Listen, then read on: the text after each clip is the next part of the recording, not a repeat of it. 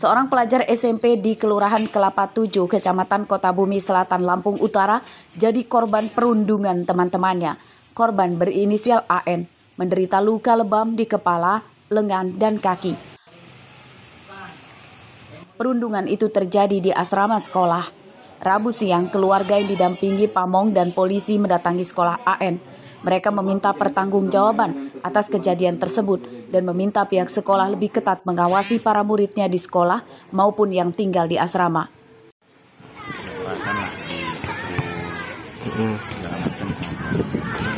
Itu siapa yang ngebuk? Kakak kelas. Baru sekali itu apa sudah pernah terjadi? Artinya pengakuan dia sudah keluar. Sering terjadi. Kami sih intinya supaya tidak terulang kembali. Pihak sekolah tidak membantah kejadian tersebut. Mereka berjanji akan meningkatkan pengawasan dan memberi sanksi kepada para pelaku perundungan. Dipukul, kemudian ditekan badannya, dengan respon baik tentunya koreksi bagi kita dan kita tentu akan memberikan pembinaan yang lebih baik lagi. Keluarga siswa korban perundungan tidak meneruskan permasalahan ini ke polisi. Mereka mendesak pihak sekolah menjamin keamanan dan kenyamanan siswanya, terutama yang tinggal di asrama. Ardio Haba melaporkan dari Lampung Utara.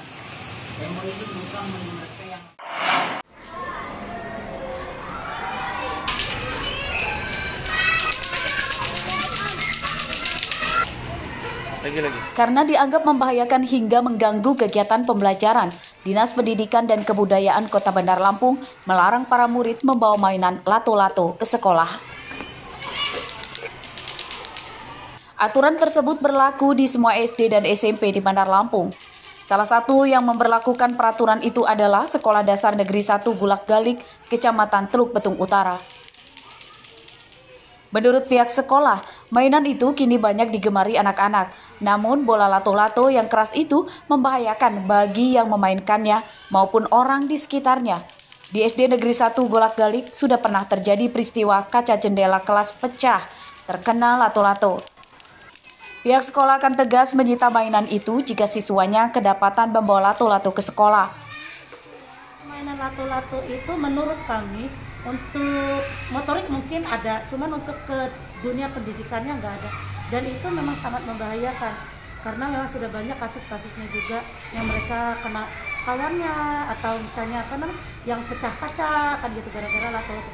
Jadi khusus untuk di sekolah kami melarang anak-anak membawa lato-lato, apalagi itu lato-lato itu dibawa dipermainkan di kelas. Sejumlah wali murid juga mendukung aturan tentang larangan murid membawa lato-lato ke sekolah. Kalau saya setuju sekali dengan aturan yang dikeluarkan oleh Dinas Pendidikan setempat untuk pelarangan permainan lato-lato dibawa ke sekolah. Bahkan sebenarnya di rumah juga kalau bisa nggak perlu ya. Pertama kalau untuk anak sekolah itu jelas berbahaya. Karena itu kan bahannya lumayan keras ya. Karena kan kita sudah lihat juga di sosial media ada beberapa anak yang sudah terkena dampak bahaya permainan lato-lato itu yang terbentur. Kalau dilarang ya setuju karena memang sekolah nggak perlulah ya bawa mainan apapun gitu. Cuman kalau untuk mainan di rumah aja nggak apa-apa boleh.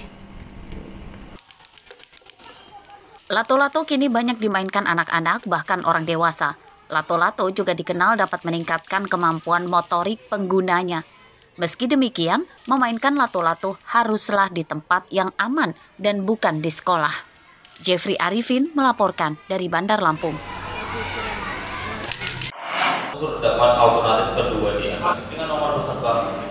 Terdakwa Andi Desviandi dituntut jaksa hukuman 2 tahun penjara dan denda 200 juta rupiah, subsidiar 2 bulan penjara. Tuntutan ini disampaikan jaksa KPK dalam persidangan kasus korupsi penerimaan mahasiswa baru Universitas Lampung atau UNILA dari jalur mandiri di Pengadilan Negeri Tanjung Karang, Bandar Lampung, Rabu siang.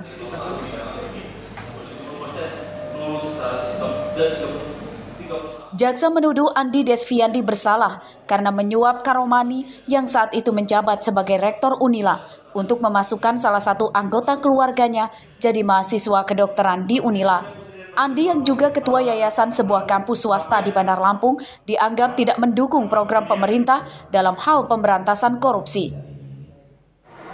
Pak Andi Desviandi ini terbukti bersalah melakukan tindak pidana korupsi, melakukan penyuapan kepada Pak Karomani selaku Rektor Unila.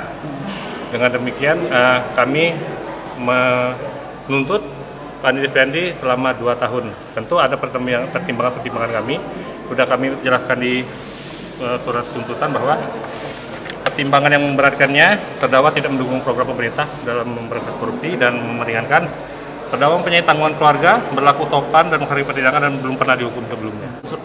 Selesai sidang, terdakwa Andi Desviandi menyatakan protes dan tidak terima tuntutan itu yang dinilai terlalu berat. Terdakwa mengklaim tuduhan jaksa tidak terbukti. Dalam fakta persidangan, terdakwa Andi Desviandi tidak membuat kesepakatan dengan Karomani. Dan itu kan fakta persidangan tidak ada tuh bukti bahwa adanya janji, adanya kesepakatan Pak Rektor untuk meluluskan, untuk memastikan meluluskan kan tidak ada. Kalau kita melihat konstruksi penuntut umum ini, tentunya kan para terduga pelaku yang memberikan uang ini kan nggak cuma 1 orang, artinya banyak orang.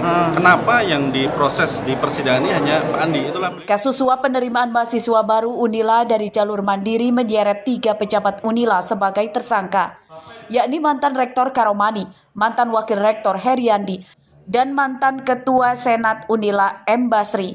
Ketiganya kini ditahan di Rutan Kelas 1 Bandar Lampung menunggu jadwal persidangan. Arsadi Saputra melaporkan dari Bandar Lampung.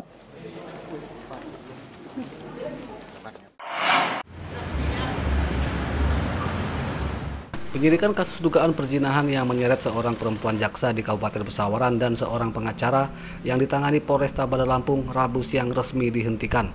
Ini setelah laporan sekaligus suami jaksa berinisial MNH mencabut laporannya di Polresta. Kasat Reskrim Polresta Bandar Lampung, Kompol Denis Arya Putra mengatakan bahwa pelapor dan terlapor sepakat berdamai dan menyelesaikan permasalahan itu secara kekeluargaan. Dapat dicabut oleh pelapornya. Untuk itu sekarang kami melengkapi berkas terkait masalah pencabutan itu, nanti akan melakukan gelar perkara untuk menghentikan penyelidikan terkait dugaan tindak pidana 284 KUHP tersebut. Kasus dugaan perzinahan seorang jaksa yang menjabat sebagai Kasipidum Kejari Pesawaran dengan seorang pengacara itu bermula saat keduanya digerebek sedang berduaan di kamar sebuah hotel di Bandar Lampung pada malam pergantian tahun baru lalu. Jaksa itu digerebek oleh suaminya dan dibawa ke Mapolresta Bandar Lampung. Robi Laste melaporkan dari Bandar Lampung. Bang, siap bang.